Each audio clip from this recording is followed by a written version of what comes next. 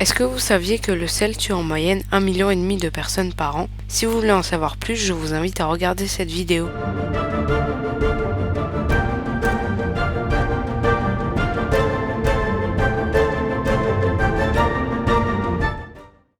Bonjour à toutes et à tous. Aujourd'hui, on va parler du sel. Et oui, le sel.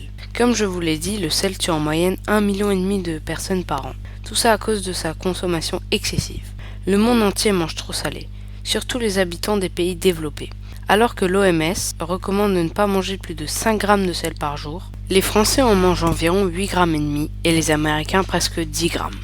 Selon le chercheur Pierre Menneton, qui s'est attaqué au lobby du sel en France et qui répète depuis des années que l'excès de sel peut entraîner plusieurs maladies comme les maladies cardiovasculaires, l'hypertension, l'ostéoporose ou le cancer gastrique. Cette nouvelle étude est certainement intéressante, mais comme les précédentes études, elle n'en appelle qu'à une demande volontaire de l'agro-industrie.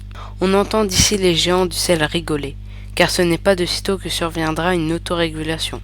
Malgré les alertes sanitaires et les seuils fixés par l'OMS en 2007, nous continuons à manger trop salé et à attendre les initiatives du secteur agroalimentaire. C'est comme espérer qu'un lion décide de devenir végétarien. Le problème de l'affaire est que le sel directement ajouté par nous dans nos aliments ne représente que 20% du sel que l'on consomme.